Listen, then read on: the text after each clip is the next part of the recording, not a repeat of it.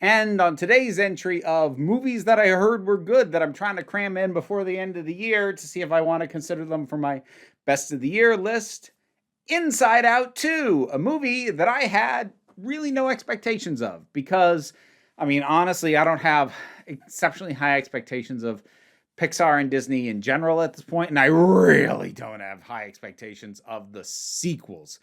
Good grief. But I I think this is the highest grossing movie of the year, and I'd actually heard good things, including like not just like from reviews, but from people I know who watched it and thought it was good. So as someone who did, for the most part, enjoy the original, like it's not something that it's not one of the ones I revisit very much, but it's good. And I went into this going, well, maybe it is pretty good. And you know what? It is, in fact, pretty dang good. That said, I didn't enjoy watching it, and I will never see it again. Now, this is not actually a criticism of the movie. What I am going to talk about, to explain why I didn't like it. No, let me revise that. Not that I didn't like it, why I didn't like watching it. The reason that I had is very specific to me and is not any kind of objective issue with the film. If you've been watching me for a little while, you probably already know what it is. I have a severe aversion to cringe. It hurts when I watch it. It makes me so deeply uncomfortable. I really, really hate it. There are occasionally times where I will go, it is justified that that's there. I can't say that there's a problem that they put cringe content there, but I still really hate watching it.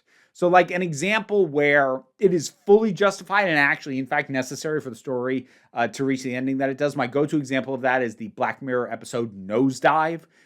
The middle section of that is real cringy, but it needs to be for the ending to work, and the ending's fantastic.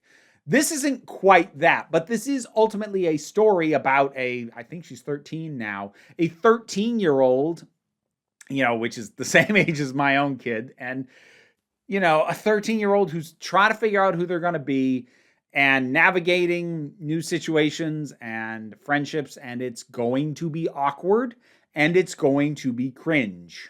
And it was. Like, I don't think it could have been any kind of honest about a teenage experience. Like, not to say that every teenager is like Riley, but I don't think you can give an honest portrayal of a teenage experience and avoid cringe altogether. And this, granted, leans into it pretty hard, but there is a reason for that, which is Riley's new emotions. And I actually really appreciate the way they handle anxiety. You can tell that the movie is almost kind of a little bit ahead of the viewers. No, that's not correct. The movie knows that if it treats anxiety the same way that sadness was treated in the first movie, audiences are going to be bored because they know eventually it's going to be found out, no, this emotion is still important, even though it's not always the most pleasant to experience. Because that was like the whole arc with Joy having to realize that she was kind of the bad guy for trying to suppress sadness as much as she did. You can't really do that arc again, because to do that would be to roll back Joy's character development, or even if you handed it over to another one of the emotions and had them do it instead, it's just like, were you not paying attention last time?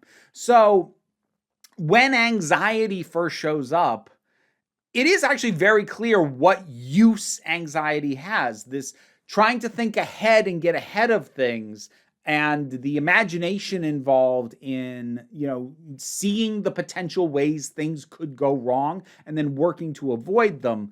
And it actually starts by showing how that can be a benefit and a good thing, to then proceed by showing how destructive it is when anxiety starts running everything. And that feels like a pretty good analogy to And I don't have diagnosed anxiety or anything, but I have a fair number of people who are really important to me in my life who do. And from my outside observation, that it feels like a pretty good depiction of that. I'd actually had some of my friends who have anxiety really especially praise the panic attack scene that happens for the sincerity and the honesty of not only what it looks like from the outside, but what it feels like inside your head when that happens. So I think there was a lot of care put into the depiction of anxiety in specific. I'm not sure how much we needed the other new emotions. Like embarrassment kind of becomes the kind of an ally to the older emotions. How do we get some funny stuff? I don't know what envy's doing there. Not that like envy isn't an emotion or anything, but narratively, I don't know what envy brings to this. Like at all. I kept forgetting envy was even there. So like that one I don't think we needed. I mean, there was nostalgia, but like that is just a minor running gag, and that one's kind of fun. But yeah, the overall story and how it's handled, it tracks with how the internal mechanics were already working, and it's a pretty good build and expansion of things because, yeah, 13, puberty, which is hinted at, but not made super explicit.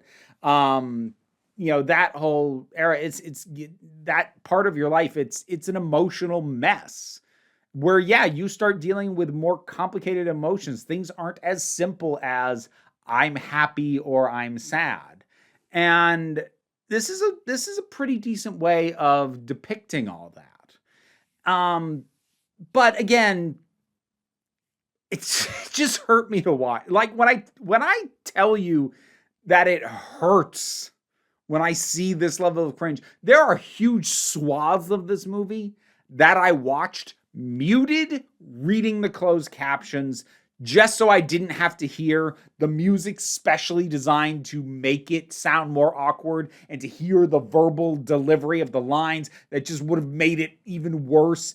I like it dulled down how much it hurt and how uncomfortable it made me to watch this by just muting it and just reading it. Like, I still didn't like it, but I'm like, okay, I can deal with that. So, given my extreme aversion to just the core mood of what this thing is, yeah, this was always going to be one that I was probably not going to enjoy watching and won't watch again. But again, that doesn't make it bad. One thing I will touch on, sort of additional to this, I can, while it is, I believe, officially from Pixar, never their intention to imply that Riley is or will eventually realize that she is gay. I can definitely see, given the dynamics at play between her and her friends and the girls at this hockey, this intensive hockey camp thing that she's going to, given the dynamics, I can definitely see where that probably could have been read. I mean, honestly, you can read into it a bit even now as it exists. So I can imagine there was probably some stuff in there to have it be read into even more. So while I call BS on them doing it, if Disney was going to be antsy about quote-unquote gay content, I can understand why they probably had some notes for this, even though it was never intended to be explicitly gay. Quick sidebar on that. Apparently, one of Pixar's other upcoming series, I forget what it's called now, but I'll put the article up here, that focuses on, I guess, kids playing baseball, was going to have a trans focus episode. And guess what's not going to happen now?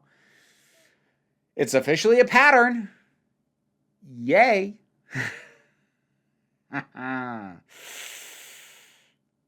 Oh, God damn it, Disney. But here's the other thing I'll say about that. They are choosing to continue to avoid dealing with the fact that whenever we see inside anybody else's head, anybody who isn't Riley, their emotions are all one gender. We see into her dad's head, they're all dudes. We see into her mom's head, they're all ladies. And Riley's emotions are a mix.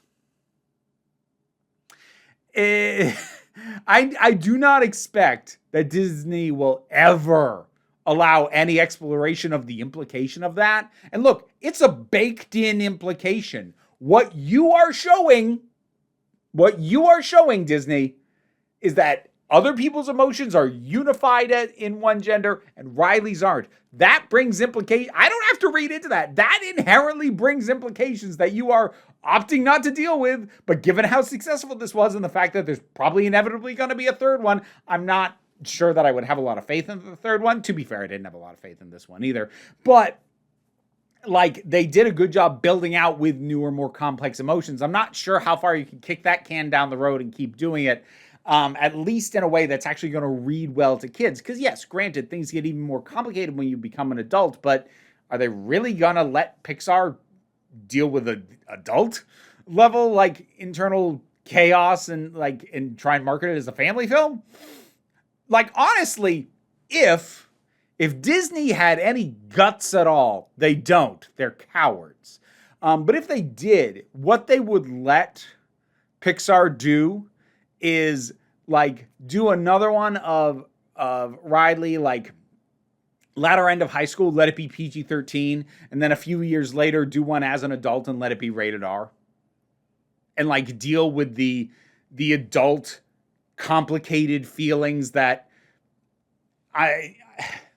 saying they don't belong in a kid's movie feels off, but like just aren't for kids.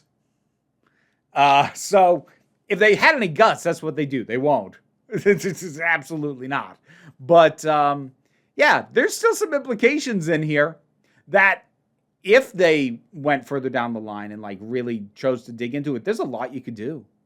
Like, honestly, if this wasn't under Disney, there's a lot of narrative places that you can go that aren't going to fit their current idea of family-friendly brand, considering they have decided that queerness inherently is not family-friendly. I know that's become a bit of a tangent, but like, I'm pissed at them right now. So, and it's not surprising. It's not surprising, nor should it be, because, well, the very first, I think, angry queer representation rant I did was spawned by Disney. And it's just keeps circling back. Yeah. Anyways, Inside Out 2. That's what this is a review of, right? Good movie. It was well made. It was well thought out as an expansion and a continuation and a growth of what the previous one was. I just personally will never watch it again because I can't handle cringe. But what are your thoughts on it? Whatever they are, drop something down in the comments. Let's talk about it. Patreon pays the bills and enables me to do this as my living. Even if you can't help me out that way, like, share, subscribe. They all help me out. Don't worry too much about it, though. We take a relaxed attitude around here so you can come on back next time you need a break. And now it's time to thank my highest supporting patrons: Robin Moore, Goddess Elida, Zubin Lutfula, Welsh Wrestling Geeks, Oliver B., Melissa Pedersen, Movie Turtle, Ulrich Bogdan, Loki Eris, Melinda Walters, Auntie Kate 808, Becky Sparks, Renabulax the Poodle, Tracy Scrabbit, Angry Casperl, Dave Hall, Quite Bearish, Rosalind Bennett, Adam RDL Taylor, Pal Barabajoggle, Mira G, and Sir Didymus is my favorite. You can hear me try and say your name while dealing with these guys crawling all over me by checking out the reward tiers on my Patreon. See you next time.